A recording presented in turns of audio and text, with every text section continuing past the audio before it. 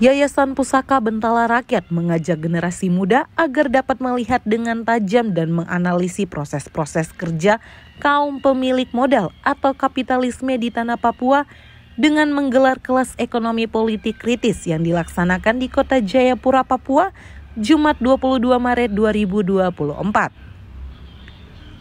Hal ini menjadi penting karena kehadiran pengusaha dan perusahaan yang menguasai perekonomian besar di Papua memberikan dampak yang mendasar terhadap berbagai bidang perekonomian masyarakat di Papua. Kenapa menyasar anak muda di Papua? Anak muda di Papua merupakan orang yang tentu selalu terlibat dan ke depan akan mengalami proses yang sama tentu. Baik itu yang terjadi di perkotaan ataupun hari-hari di kampung. Pendidikan ekonomi politik kritis ini kira-kira memberikan analisa yang tajam terhadap persoalan yang lebih besar di Papua hingga urusan pribadi, perubahan corak produksi, perubahan konsumsi dan lain-lain. Itu juga terhubung oleh satu perubahan yang besar menuju sistem yang kapitalisme ini. Perusahaan dan kaum pemilik modal yang bekerja dan menguasai perekonomian di tanah Papua telah menciptakan masalah-masalah yang serius terhadap perkembangan pemberdayaan ekonomi masyarakat adat, baik di perkotaan maupun di kampung, sehingga masyarakat perlu mendapat edukasi tentang dampak-dampak dari kehadiran kapitalisme di tanah Papua.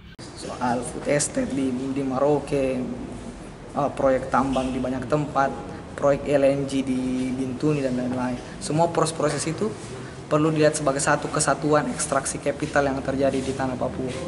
Usai mengikuti kelas, salah satu peserta kelas ekonomi politik ekonomi kritis mengatakan, kini dirinya paham permasalahan kapitalisme dalam menguasai perekonomian benar-benar ada dan terjadi di Papua. Kami merasa bahwa ini benar-benar ada di Papua. Misalnya kita bisa lihat proses kapitalisme bagaimana merampas tanah masyarakat adat, misalnya di Kero, di Wamena, di Merauke, dan beberapa perusahaan raksasa yang ada di tanah Papua, di Freeport.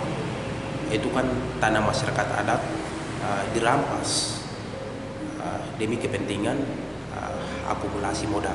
Tetapi kami sebagai kelompok yang tertindas harus mencari alternatif untuk memutuskan mata rantai penghisapan penindasan yang selama ini masif terhadap orang Papua. Kelas ekonomi politik kritis ini berlangsung selama 2 hari dan untuk ketiga kalinya digelar Yayasan Pusaka Bentala Rakyat di tanah Papua.